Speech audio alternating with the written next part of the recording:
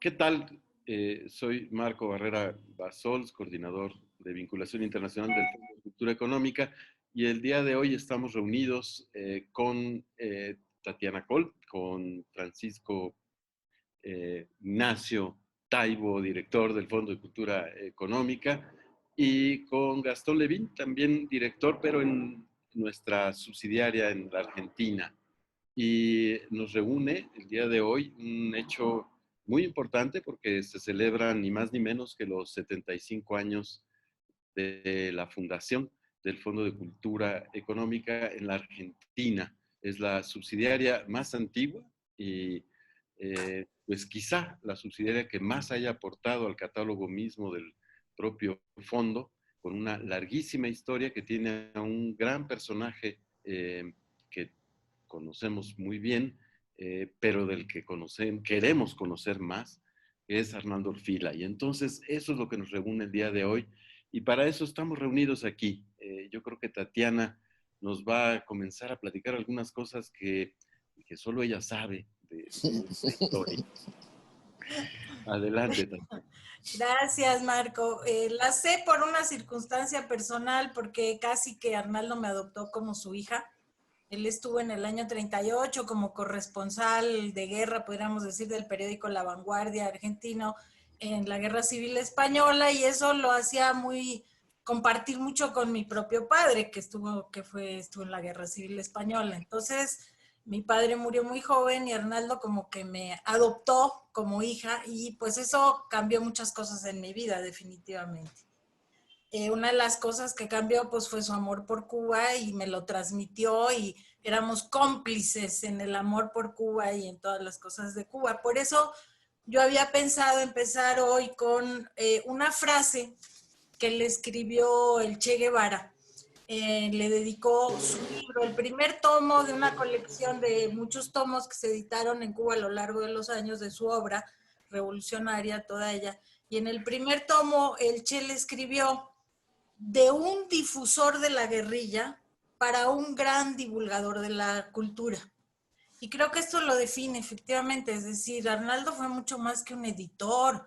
Arnaldo fue un hombre metido a fondo en la batalla de las ideas, en una batalla de las ideas que permitió en su momento construir el pensamiento latinoamericano, y lo digo así consciente de eso, es decir, el pensamiento latinoamericano que empezaba a esbozarse, que él lo agarró desde Prebisch y desde sus famosos libros anaranjados del fondo, pero que fue desarrollando a lo largo de los años, aumentando las colecciones del fondo, como todos sabemos, ¿no? Y después en siglo XXI, que prácticamente todos los autores de la teoría de la dependencia, del boom latinoamericano, pues todos son de esa editorial, es decir, pero no solo, porque se abrió al pensamiento, digamos, más avanzado, al pensamiento nuevo, pero siempre con la característica esta del pensamiento crítico, del pensamiento europeo, que nos trajo a muchos europeos, Levi Strauss, Foucault, qué sé yo, Lacan, montones, ¿no? De lo más nuevo, que aportaba un debate muy importante desde la voz propia de América Latina hacia Europa, y no al revés, ¿no? Es decir, fue un gran descolonizador del pensamiento y constructor del pensamiento latinoamericano. Puedo cerrar rápido para dar paso, claro, a Paco y a Gastón, Claro, con una frase de cómo definió, una frase que a mí se me grabó mucho una vez que él lo dijo. Él decía, le estaban haciendo una entrevista, y entonces él decía que un editor latinoamericano tenía que ser como una antena al viento que estuviera en medio de los grandes vendavales, de las tempestades sociales, y que recogiera de esos vientos la voz más fuerte para el cambio, ¿no? Por eso incluso pienso que su primer libro en siglo XXI pues es el de Rodolfo Mondolfo, argentino, sobre Heráclito, ¿no? El cambio, la transformación, el movimiento, etcétera, ¿no? No sé si con esto introducimos muy a bien. Arnaldo. Muy bien, yo creo que es muy importante y viene mucho a cuento. Yo creo que es el personaje de la historia del fondo que más viene a cuento en este momento. Justo le vamos a pedir a Paco que nos hable un poco de ciertos temas, pero Lo digo porque la latinoamericanización del fondo hoy día, el pensamiento de Arnaldo en ese sentido, tiene mucho que ver con lo que estamos haciendo ahora en el fondo, ¿no? Y eso lo trae a cuento porque no estamos festejando algo con nostalgia, sino estamos festejando algo que tiene como consecuencias acciones hoy día en el fondo y en todas las subsidiarias, en todo el continente. Entonces, Paco, no sé qué, por dónde quieras tú arrancar, pero te Y dejo. yo quiero arrancar porque cuando tomé el control del fondo me preguntaron, bueno, ¿y la continuidad de ese gran aparato? Yo dije, perdón, la continuidad es de la de Orfila, porque el fondo había sufrido un proceso de regresión conservadora potente a lo largo de los últimos años. Y si uno encontraba ímpetu, espíritu, voluntad, pues estaba en Orfila, estaba ahí. Y entonces, eso sí, estábamos dispuestos a asumirlos como una continuidad. Y todavía más cuando empezamos a revisar la historia de la defenestración de Orfila en el Fondo de Cultura, que es bien interesante. Orfila entra al fondo del 49, ¿no? Y entra en un momento donde ya la herencia del México progresista de Cárdenas, que es el que lo atrae, pues ya no existe. Estamos en una cola de gobiernos a cual más conservador para avanzar en pasos gigantados ante el horror del alemanismo y luego posteriormente el hiperhorror del gobierno de Díaz Ordaz, marcado por su relación con la sociedad en 1968. Y entonces, cuando repasas Orfila, lo primero que hice fue preguntarme, oye, ¿y cuáles fueron los libros que causaron la defenestración de Orfila? O sea, ¿por qué Díaz Ordaz decide sacarlo del fondo y cerrarle la puerta a un hombre que tenía un prestigio enorme como editor, pero que desde el punto de vista ideológico no podía estar alineado con un gorila como Díaz Ordaz? Y el término gorila creo que es suave para hablar de un tipo como ese. Y entonces, en el repaso instantáneo, descubrimos que estaban descatalogados los 3 libros claves que provocan el choque, que eran Wright Mills, Escucha Yankee, el primer libro que expresa el apoyo a la Revolución Cubana desde Estados Unidos, uno de los libros más interesantes de reflexión crítica y al mismo tiempo informativo. El segundo era sin duda Los hijos de Sánchez, el libro que Oscar Lewis, el antropólogo, uh, hace la descripción, ni siquiera la crítica de los mecanismos que construyen la pobreza en México y que es reputado como ofensivo por las autoridades conservadoras, para los cuales reconocer la existencia de la pobreza que ellos crean con su proyecto nacional, pues era peligroso. Y el tercero, sin duda, era Franz Fanon, Los condenados de la tierra. Condenados de la tierra. Un libro que fue esencial en el debate político del mundo de los 60. Y la sorpresa es, los 3 estaban descatalogados. Habíamos perdido incluso los derechos. O sea, la venganza de Díaz Ordaz se prolonga hasta hace 2 años. Bueno, Arnaldo refiere que tuvo que transferir Los hijos de Sánchez a Joaquín Mortiz, porque se agotó la primera edición inmediatamente y ya después no le autorizaron la segunda, obviamente, y se la pasó a Joaquín Mortiz. Sí. Entonces, revisas el paso, entonces, claro, revisamos el paso de Arnaldo por el fondo, buscando qué había ahí. Hoy estaba intentando localizar algunos libros que introdujo al crear los breviarios y la colección popular, que le daban un carácter mucho más popular al fondo del que había tenido en la primera etapa, que es una etapa bien interesante y bien bella de sustitución de textos en idiomas inglés, francés, para estudiantes de la educación superior, y el nacimiento de las colecciones de divulgación, que eran los breviarios en origen, y de la colección popular. Y estaba tratando de encontrar las fechas de publicación en el fondo, pero no me dio tiempo porque fue una mañana muy agitada hoy en México, pero sí encontré la aparición en el fondo de Cañón de Juchipila, de Mojarro, un libro que es una verdadera provocación contra el Estado conservador mexicano y que acabamos de reeditar porque también estaba descatalogado. Quería checar la aparición de Fuentes y de Rulfo en el fondo, para situarlo, pero no, francamente, no me dio tiempo y que quede como epílogo de esta conversación. Si hay algo que poner sobre la mesa, el concepto de Orfila en política cultural es un concepto que asumimos plenamente, es un concepto de izquierda. No hay que tenerle miedo a las ideas, hay que ponerlas a circular. El libro es un destructor de neuronas averiadas, déjalo que camine, deja que se construya pensamiento crítico en todas las esquinas del espacio de la literatura y de las ciencias sociales. En ese sentido, sonreírle, tengo en mi despacho, no lo conoces todavía, Gastón, la galería de los exdirectores del fondo, y todas las semanas descuelgo uno y lo pongo boca abajo, y preservo firmemente la imagen de Orfila, que en las mañanas me saluda, para decirme, muchachito, vas bien, o para no decir nada, simplemente poner una mirada escéptica. Creo que intelectuales críticos como Arnaldo Orfila nos han hecho un favor enorme a Argentina y a México en términos de la divulgación de las ideas, y que reconocer la antigüedad del fondo sin reconocer lo que para mí es su columna vertebral, que es la etapa Orfila, sería hacerle un flaco favor a la realidad.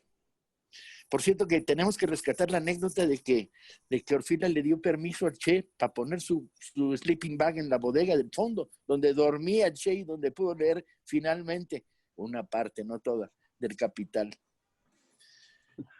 Bueno, hay una continuidad de esa anécdota, porque lo que contaba Arnaldo, muerto de la risa, es que cuando el Che lo buscó, alguien le dijo, pues hay un argentino ahí en Fondo de Cultura, ve a verlo, a lo mejor te ayuda en algo. Y bueno, allá va el Che a verlo, que era un jovenzuelo, ¿no? Que acababa de salir corriendo de Guatemala, que Arnaldo conocía muy bien también todo el golpe de Guatemala, Arbenz y toda esa historia. Y entonces, pues llega y empiezan a hablar y no sé qué, y sale a la conversación, por supuesto. El Che un poco ingenuamente le dice que seguramente en el momento, en el año 62 fue, no, perdón, mucho antes del 56, fue en el 62 cuando lo vuelve a ver después varias veces. Entonces le dice que Frondizi seguramente podrá avanzar, hacer algunos cambios, y Arnaldo, que había sido un militante socialista con algunos tintes anarquistas desde su juventud, porque recordaba que cuando una vez que lo llevó su padre al Teatro Colón en Argentina, a ver, no se acordaba qué obra, pero bueno, a ver algo en el teatro, justo ese día unos anarquistas habían puesto una bomba. Y entonces, bueno, fue un escándalo y todo el mundo diciendo, pero qué horror, pero una bomba. Y Arnaldo tenía creo que 10 años. Y Arnaldo le decía a su padre, pero no, yo los entiendo. ¿Y qué otra cosa podemos hacer si hay tanta pobreza y tanta desigualdad? No solo el término de desigualdad, pero bueno. Entonces él tenía, y siempre, después contaré las anécdotas de estudiante, pero él siempre mantuvo ese espíritu rebelde, estudiantil, crítico, ¿no? Entonces, cuando el Che le dice lo de Frondizi, Arnaldo le dice, y él recuerda la anécdota así, decía, pero no, Frondizi es un falluto, ¿qué va a hacer si no puede hacer nada? Tú verás que... Y entonces hicieron una apuesta. Y la primera vez que va Arnaldo a Cuba, pues va a ver al Che. El Che ya era el director del banco, ¿no? Entonces ya era un personaje, director del banco, que además fue por casualidad, porque una vez en una reunión Fidel preguntó que necesitaba un economista para dirigir el banco, y el Che levantó la mano, y Fidel le dice, pero ¿tú un economista? Y dice, no, es que yo vi que preguntabas un comunista, pero bueno, todas estas anécdotas. Entonces, dice Arnaldo que sube el edificio lujoso del Banco Nacional de Cuba, sube en el ascensor, y cuando se abren las puertas, está el Che así, apoyado en la puerta, con su traje verde olivo, y le dice, Arnaldo, tú tenías razón, me partiste. Frondizi resultó un fallo total y completo. Me ganaste la apuesta. Dime qué pactamos, ¿no? Esa es un poco también la anécdota que a Arnaldo le gustaba repetir mucho y después en Cuba se vieron muchísimas veces. Y claro, por eso también creo yo que publicó el Diario del Che en Bolivia, ¿no? Claro. La publicación para América Latina del Diario del Che en Bolivia en el 67. Gastón, oye, y dos editoriales en las que Arnaldo tiene, pues, una es gran impulsor y creador de esta subsidiaria en la Argentina, y luego el siglo XXI, que también tiene su versión argentina. ¿Qué soy de la figura de él allá en la Argentina, en este momento en que se cumplen 75 años del fondo? No, aquí Arnaldo se convirtió en una figura mítica que ha dejado muchos recuerdos en colegas, en amigos, pero básicamente en un modelo de editorial completamente irrepetible. Recordemos que Argentina en aquel momento se había convertido, un poco por los procesos históricos de exilio de los europeos que tuvieron que dejar sus países, en un polo editorial en desarrollo con mucha potencia.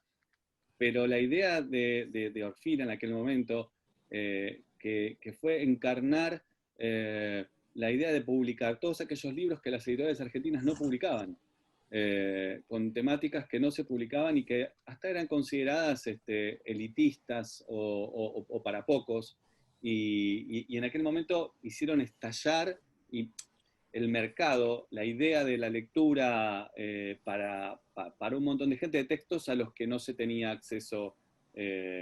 Ahora, hay las dos colecciones primeras de idea de Arnaldo en Fondo de Cultura, que son Tierra Firme y la Biblioteca Americana. En su momento, hoy los rastros de esa acción permanecen en la idea editorial de todas las editoriales del continente. No hay editorial parecida a Fondo de Cultura, y son un catálogo. Bueno, en Argentina tenemos más de 3.500 títulos vivos. Eso es un hallazgo, un milagro, una tarea enorme.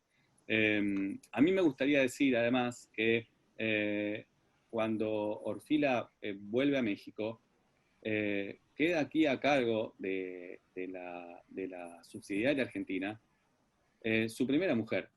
Y eso también fue una actitud pionera en un mundo de hombres. Quien dirigió la editorial, María Elena Satortegui, el director posterior fue Héctor Libertela, ni más ni menos.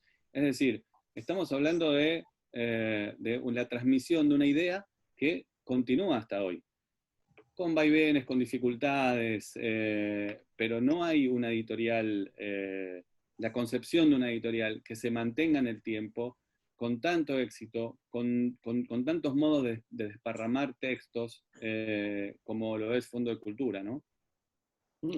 Y son 11.000 títulos los que tiene el fondo en su catálogo, el fondo en su conjunto, Claro. que no es cualquier cosa. En México tenemos una fantástica biblioteca donde se conservan todos esos títulos, y que es un orgullo verla. Marco, recordemos que cuando llegamos, esa biblioteca donde están todos esos títulos, todos los armarios tenían llave y nadie sabía dónde estaban las llaves. Así es. Lo cual te da una idea de cómo se había construido un mundo y cómo se había cerrado ese mundo. A la fecha todavía hay algunos armarios donde no encontramos la maldita llave. Afortunadamente el fondo tiene su propia biblioteca en el sótano de las, ¿no? Y bueno, podemos apelar. Pero también es cierto que en el momento en que nosotros tomamos el mando del fondo, yo pedí 67 libros, noticias. Y te acuerdas nuestra primera reacción, de los 67, 50 y tantos estaban descatalogados. O sea, el fondo ha sufrido un proceso de degradación que era tan potente lo que se había construido que esta degradación podía quedar en la sombra, no se sentía, porque siempre había material interesante en circulación de una o de otra época, ¿no? Pero era notable. Todavía no he terminado mi exploración de la era Orfila para ver qué otros libros fueron defenestrados después del 68, ¿sí? O se perdieron los derechos, no se renovaron los contratos, etcétera.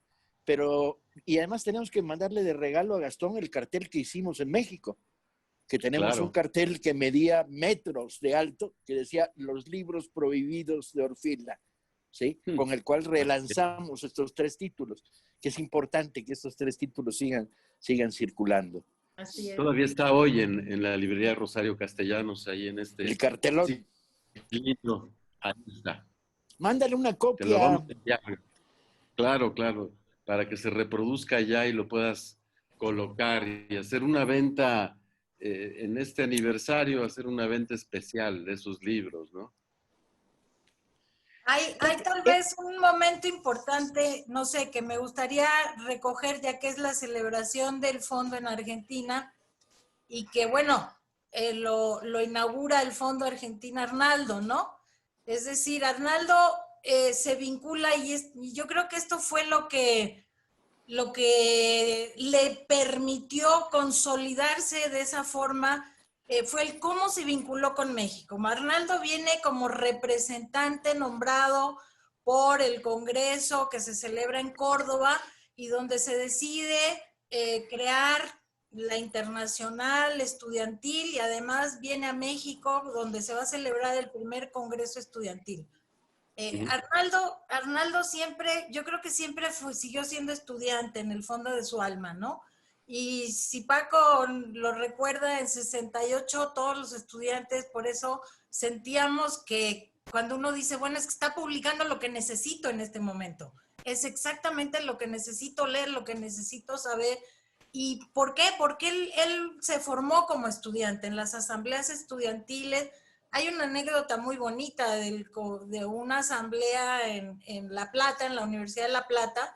Él fue nombrado delegado por la Universidad de La Plata, por esa federación, que en una asamblea hay una acalorada discusión con un estudiante de derecha que quería parar la huelga y no sé qué, y Arnaldo, que tenía un carácter fuerte, se pone a gritarle y el otro se levanta y parece que se dieron un bofetón.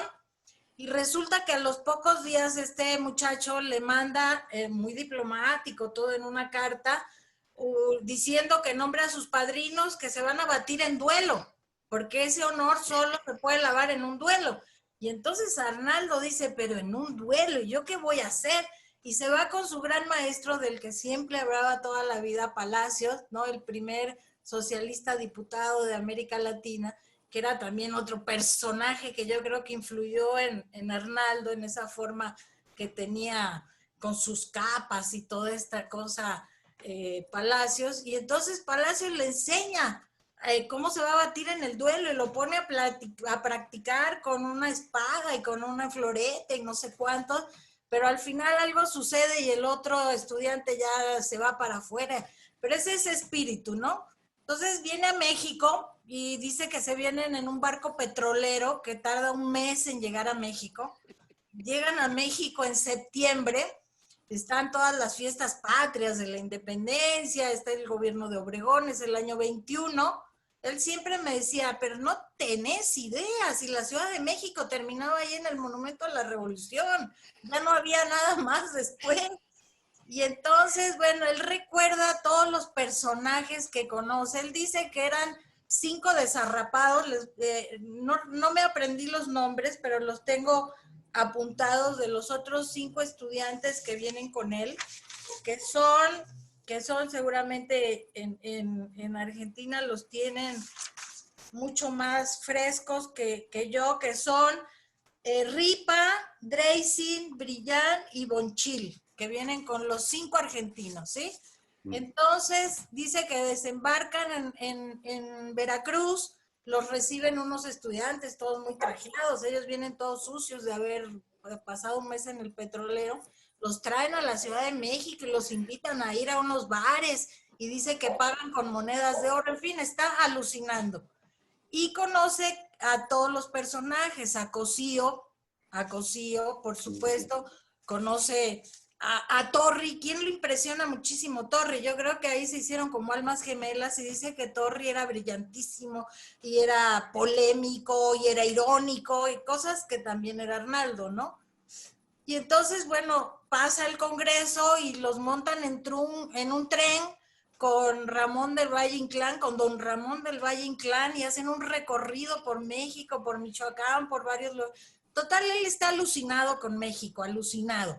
Y para acabar de completar el asunto, entonces, la decisión del Congreso Estudiantil es que ellos se vayan como representantes del Congreso de México y de Argentina a Nueva York y a Europa para consolidar la internacional estudiantil y que el próximo año fuera un congreso en Argentina, ¿no?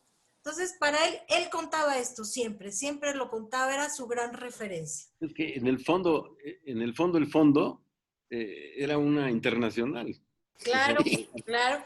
Entonces, en los años posteriores, digamos ya en los 40, él tiene una enorme amistad con Alfonso Reyes, que está de embajador en Buenos Aires. Y también ya llegó a Buenos Aires bajo el ala protectora del propio Arnaldo, Pedro Enrique Sureña, lo pone a dar clases en su Universidad Popular, porque una de las consecuencias de los congresos estudiantiles fue fundar las universidades populares. Y Arnaldo está metido de lleno en la Universidad Popular de La Plata.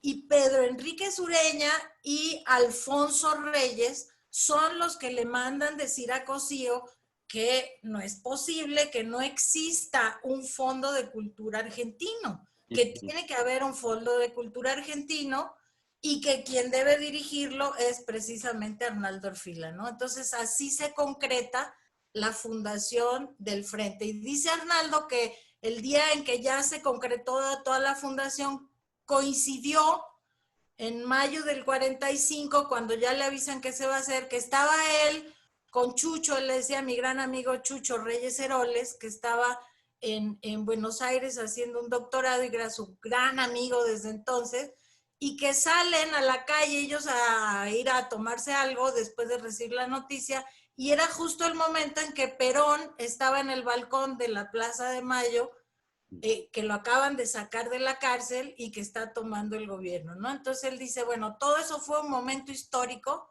que evidentemente tenía que reflejarse de ahí en adelante. Oye, no en balde, en la Biblioteca Nacional, en los jardines de la Biblioteca Nacional, hay un busto de Alfonso Rey. Y un buen busto, ¿eh? No, es una buena pieza que tuve la ocasión de ver hace poco y me maravilló verlo ahí. No hay otro personaje abajo de la Biblioteca Nacional. O sea, Tatiana, me entra una curiosidad enorme. Yo no lo conocí, Orfila, y tenía fama, aparte de que tenía mucha estima, sobre todo porque después del 68 era claro que estaba compartiendo destino con todos nosotros,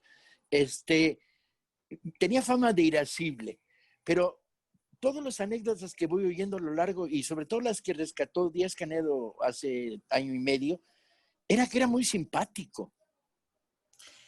El asunto es que Arnaldo era un personaje muy especial, muy especial. Él en el trabajo era una máquina de trabajar, una máquina de trabajar. Además, él era muy formal, siempre vistió muy formalmente, no andaba como tú en camiseta y chamarras y todo eso, ¿no? Bueno, es la época, mija. No, pero es que él era muy formal y vestía muy formalmente y le gustaba vestir muy bien. Y entonces, pero él en el trabajo era sumamente exigente, no tienes idea. Yo trabajé con él de secretaria cuando murió mi padre, me dijo, mijita, vení que yo te voy a dar trabajo. Yo ahí caí en siglo XXI, fui su secretaria 2 o 3 años y bueno, una vez se fue a Francia, a Europa, a un recorrido y me dijo como 50 tareas. Y yo como loca, ayudada con Conchita Sea, que fue otra asidua siempre de todas, que venía del Fondo de Cultura, Concepción Sea, y estaba también Rodrigo Asturias, y estaba Martí Soler, todo el equipo del fondo se fue para allá, para Siglo, y regresa Arnaldo del viaje y me llama y allá voy yo muy contenta con todas mis tareas cumplidas, me pregunta exactamente por las dos que no había hecho. Y yo salí alucinada y le digo a Conchita, pero ¿cómo? Dice, no sé cómo lo hace, pero siempre sabe lo que no se ha hecho. Tenía una memoria enorme, una capacidad de recordar, él revisaba las cosas, le seguía la pista al dinero como un zorro, porque él quería ahorrar hasta el último centavo, porque para él era una obsesión que el libro fuera barato y que estuviera al alcance de todos. Entonces, en el trabajo él era don Arnaldo, la gente a mí me miraba cuando, don Orfila, cuando yo le decía Arnaldo, pero mira, y le hablaba de tú, la gente me miraba así como diciendo, pero ¿y esta loca de dónde salió, no? Entonces él imponía mucho, él tenía esa personalidad que imponía mucho, y sí era, como decimos en México, de mecha corta, porque tú estabas hablando de la anécdota de que hubo cuando lo sacaron del fondo, ¿no? Pero una parte de la anécdota que él siempre contaba era cuando, porque hubo dos etapas, ¿no? En el proceso. La última etapa fue cuando lo citan a Hacienda y entonces él cree que va a ver a Ortiz Mena, pero en realidad Ortiz Mena ya se había echado para atrás y le deja la tarea a un fulano que se llamaba, creo que Rodríguez, algo así, al cual Arnaldo se refería siempre como el tipejo ese. Entonces dice, llegué y el tipejo ese está ahí, dice, y qué sorpresa me llevo, yo creí que me iban a aprobar el presupuesto del año, que para eso me llamaban con urgencia, pero no, el tipejo ese lo que viene a decirme es que ya voy a cesar mis funciones, que he estado demasiado tiempo ahí, que soy extranjero y que no pueden haber extranjeros en México. Yo empiezo a argumentarle y explicarle mi amor por México, mi relación con México, los autores, Rulfo, Fuentes, Paz, todos, ¿no? Y él me corta y me dice, no, mire, esto ya es una decisión tomada, pero quiero decirle, para que usted lo sepa y lo tome en cuenta, que le vamos a dar una muy buena liquidación. Y en ese momento Arnaldo se prende y lo manda, por supuesto que hasta allá, ¿verdad? Y se levanta furioso, casi que le tira el escritorio, se lo voltea y sale echando chispas y lumbre, ¿no? Entonces Arnaldo, y era muy irónico también, él tenía esa capacidad de ironía. Por ejemplo, recuerdo mucho de aquel viaje por Europa que él llega y nos contaba muerto de la risa, que se había reunido con Debré, y entonces Debré le había dicho, es que estoy, en francés, ¿no? Estoy muy decepcionado de América Latina y de todo. Y Arnaldo le dijo, oiga, mire usted qué coincidencia. Nosotros también estamos muy, muy decepcionados de Europa. Entonces él tenía ese humor así, ¿no?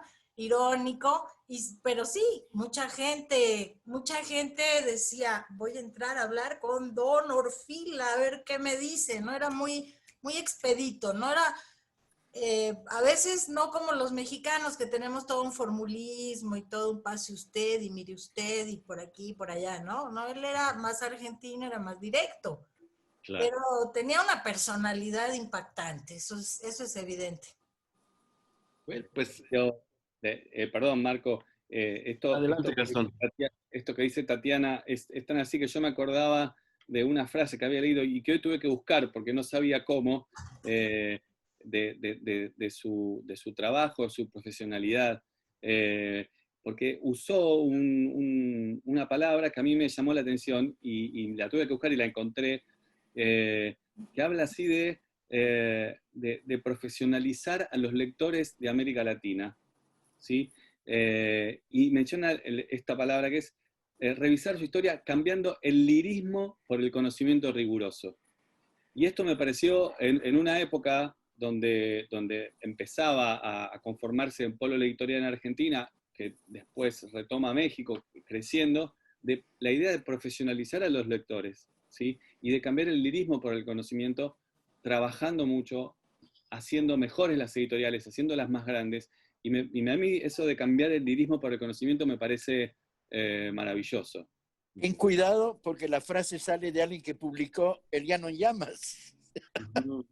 No, no. Ojo, porque la frase claro, esconde, sí. la frase esconde.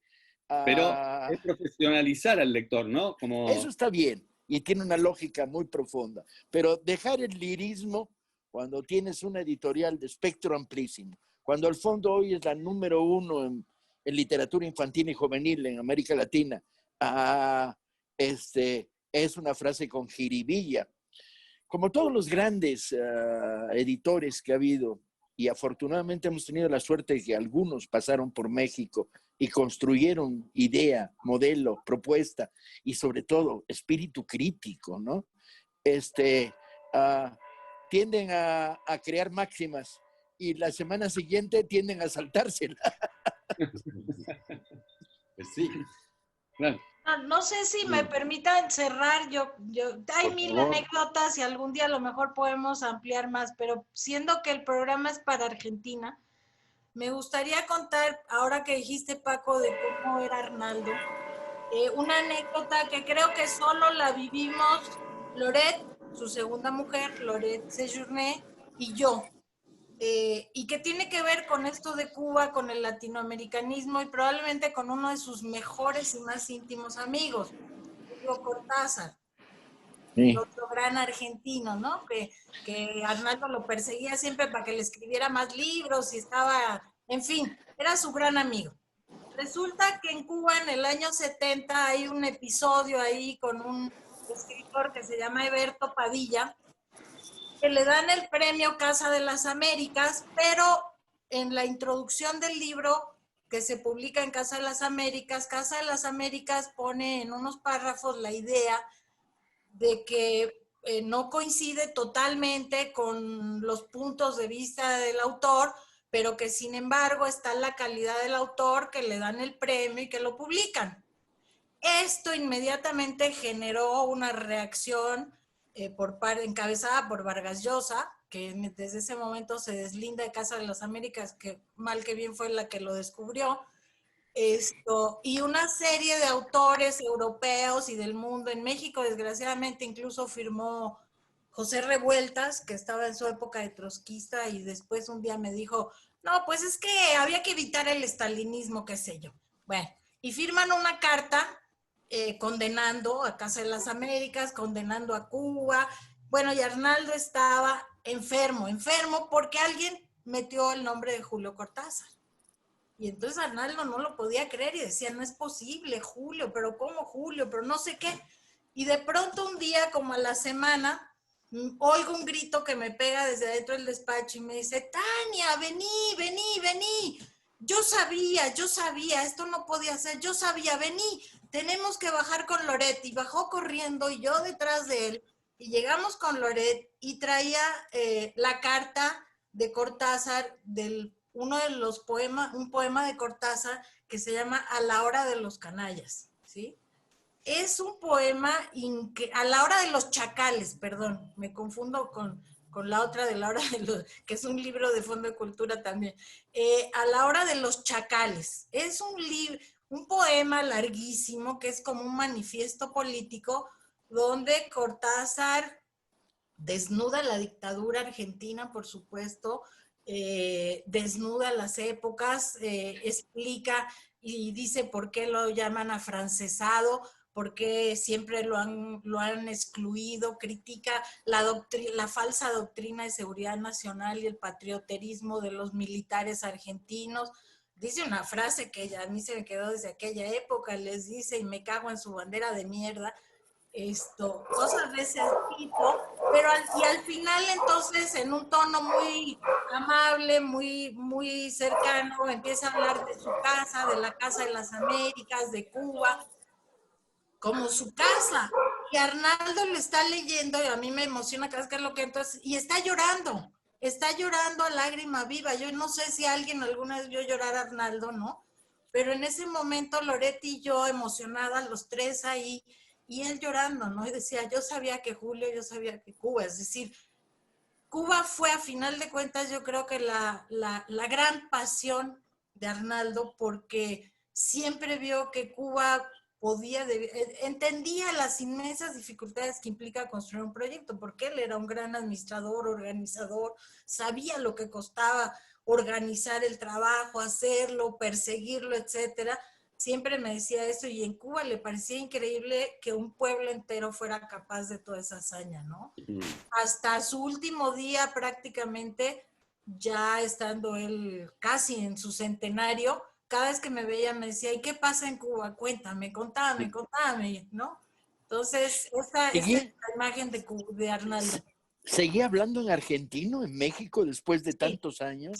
sí. Eso se llama ¡Ey, Sí, Gastón! sí. Eso se llama un vicio. Sí. Él siguió siempre hablando como un argentino y con las expresiones argentinas, siempre. Mm. Contame, mijita, vení, contame de Cuba, decime. Pues fíjate que estamos a la espera y yo creo que lo veremos, la apertura de una de nuestras librerías en La Habana. Ay, qué bueno. Eso se lo vamos a dedicar a él seguramente, pero Qué bueno. Qué es bueno. algo importante que viene y que se está gestando, ¿no? Qué bueno.